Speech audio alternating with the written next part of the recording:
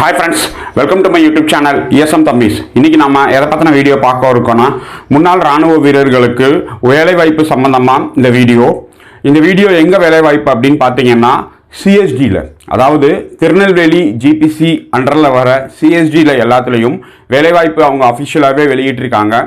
அது என்ன ஏது, அதுக்கான பேசிக் குவாலிஃபிகேஷன் என்ன, எப்படி அப்ளை பண்ணுறது, யார் யாருக்கெல்லாம் அப்ளை பண்ண முடியும், எக்ஸர்வீஸ்மேனோட டிபெண்டன்ஸ் அண்ட் சிவிலியன்ஸ் அப்ளை பண்ண முடியுமா எந்த ஜாபுக்கு அப்படிங்கிறத பற்றி ஃபுல் கம்ப்ளீட் டீடைல் வீடியோ. வாங்க வீடியோக்குள்ளே போகலாம். வீடியோ பிடிச்சிருந்தா லைக் பண்ணுங்கள், ஷேர் பண்ணுங்கள்.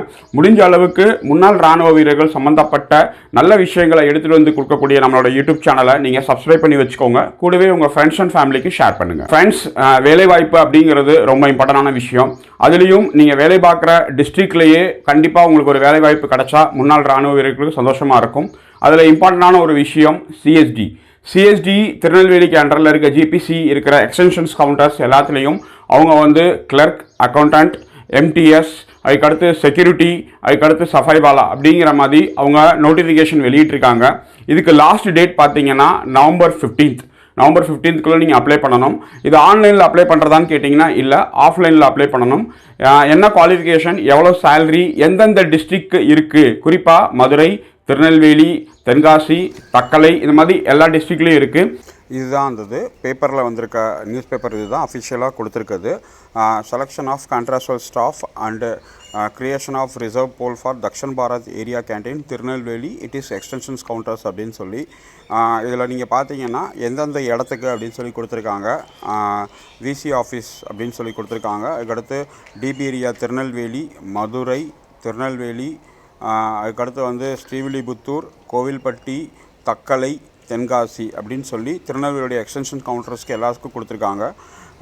வேக்கன்சி பார்த்தீங்கன்னா accountant, clerk, MTE salesman, security மேல், அதுக்கடுத்து ஹவுஸ் கீப்பிங் அப்படின்னு சொல்லி கொடுத்துருக்காங்க. இதில் அதிகமாக பார்த்தீங்கன்னா MTE salesman 22 vacancy, security 12 vacancy, அக்கௌண்டண்ட்டுக்கு 3 வேக்கன்சி, கிளர்க்குக்கு 3 வேக்கன்சி, ஹவுஸ் கீப்பிங்க்கு 5 வேக்கன்சி அப்படின்னு சொல்லி கொடுத்துருக்காங்க.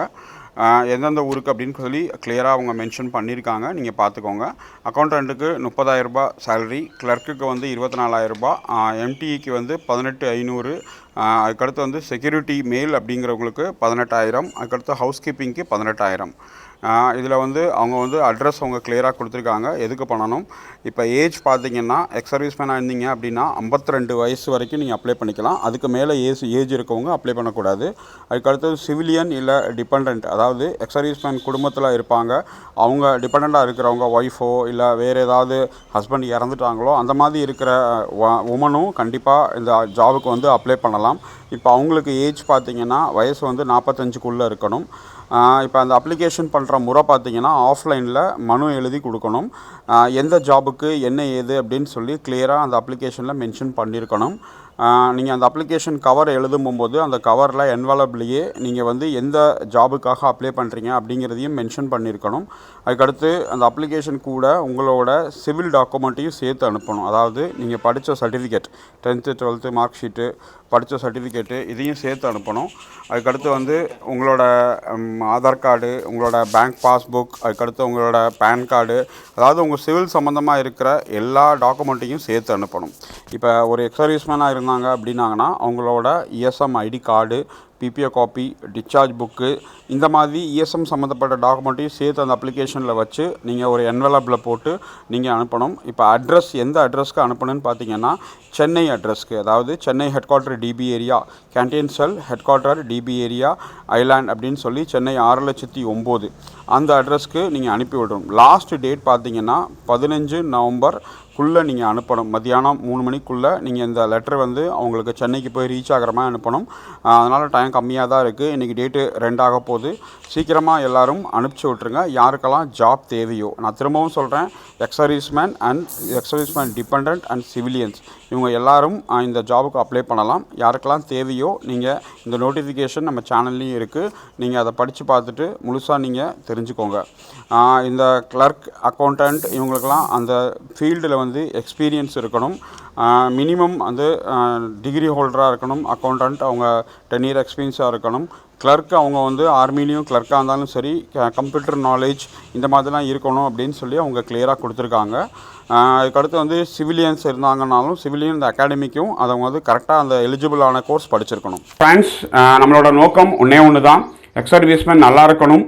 யார் நல்ல மனநிறைவோட எக்ஸ் சர்வீஸ்மேனுக்கு வேலை பார்க்கணும், உண்மையாக இருக்கணும், நேர்மையாக இருக்கணும். இப்போ சிஎஸ்டி அப்படிங்கிறது கடந்த பல மாதங்களாக பல குற்றச்சாட்டு வந்து இப்போ கொஞ்சம் கொஞ்சமாக அதை சரி செஞ்சு வந்துட்டு இருக்காங்க. சிஎஸ்டியில் வேலை பார்க்குற நபர்கள் உண்மையாகவும் நேர்மையாகவும் மனச்சான்றதுக்கு விரோதம் இல்லாமல் வேலை பார்த்து முன்னாள் இராணுவ வீரர்களுக்கு சேவை பண்ணணும் அப்படிங்கிற நோக்கத்தில் உருவாக்கப்பட்டது தான் சிஎஸ்டி. ஆனால் அதில் வேலை தேடும்போது நல்லா உண்மையாக இருப்போம், நேர்மையாக இருப்போம் அப்படின்னு சொல்கிறாங்க. அதுக்கடுத்து வேலைக்கு சேர்ந்ததுக்கப்புறம் அதை மறந்துட்டு தவறு செய்ய ஆரம்பிச்சிடாங்க. அதுக்கு சான்று பல்வேறு வீடியோஸ் நம்மளோட சேனல்லே இருக்குது, பல நியூஸில் வந்துச்சு. அதனால் இந்த வேலைக்கு சேர்றவங்க வேலைக்கு சேர்ந்ததுக்கப்புறம் உண்மையாக நேர்மையாக முன்னாள் இராணுவ வீரர்களுக்கு அவங்களால முடிஞ்ச நல்லதை செய்யணும் அப்படிங்கிறது தான் நம்ம இந்த வீடியோட நோக்கம். அவங்க எல்லாருக்குமே தெரியும், பயோமெட்ரிக் சிஸ்டம் நம்ம இம்ப்ளிமெண்ட்ஸ் பண்ண சொல்லி ரொம்ப அழுத்தம் கொடுத்து தக்ஷன் பாரத் ஜியோசாப் வரைக்கும் நம்ம லெட்டரை எழுதி எல்லாமே பண்ணிக்கிட்டு இருந்தோம். அதில் வந்து இப்போ ஒரு சில சிஎஸ்ஜியில் பயோமெட்ரிக் சிஸ்டம் இம்ப்ளிமெண்ட் ஆகிருக்கு. அதில் குறிப்பாக நம்ம ஸ்ரீவில்லிபுத்தூர் சென்னை ஜிபிசி கேண்டரில் இருக்க ஸ்ரீவில்லிபுத்தூரில் பயோமெட்ரிக் சிஸ்டம் இம்ப்ளிமெண்ட் ஆகி பயோமெட்ரிக் மூலமாக தான் அவங்க வந்து இப்போ வந்து பொருட்கள் கொடுத்துட்ருக்காங்க. அது சீக்கிரமாக குறைஞ்சபட்சம் அடுத்த வருஷத்துக்குள்ளேயாவது தமிழ்நாட்டில் இருக்க எல்லா சிஎஸ்டிக்கும் பயோமெட்ரிக் வந்துச்சு அப்படின்னா தவறுகள் குறையும், எல்லா பொருளும் எல்லாருக்கும் கிடைக்கும் அப்படிங்கிறத நம்ம தாழ்மையோடு கேட்டுக்கிறோம். இந்த வீடியோ பார்க்குற உயர் அதிகாரிகள் கண்டிப்பாக அந்த பயோமெட்ரிக் சிஸ்டத்தை இம்ப்ளிமெண்ட் பண்ணி உண்மையான பொருட்கள் சரியான நபர்களுக்கு போய் சேருதா, அது லிக்யூராக இருந்தாலும் சரி க்ரோசரியாக இருந்தாலும் சரி சரியான நபர்களுக்கு போய் சேருதா அப்படிங்கிறத உறுதி செய்யணும் அப்படிங்கிறத தாழ்மையோடு கேட்டுக்கிறோம். இதை பற்றின உங்களோட கருத்து இருந்தால் கண்டிப்பாக கமெண்ட் செக்ஷன் இருக்குது, கமெண்ட் செக்ஷனில் நீங்கள் கமெண்ட் பண்ணுங்கள். தேங்க்யூ வெரி மச் வாட்சிங் திஸ் வீடியோ. ஜெய்ஹிந்த். நம்முடைய ESM தம்பி சேனலை சப்ஸ்கிரைப் செய்து கொள்ளவும், கூடவே பெல் ஐக்கானை கிளிக் செய்யவும்.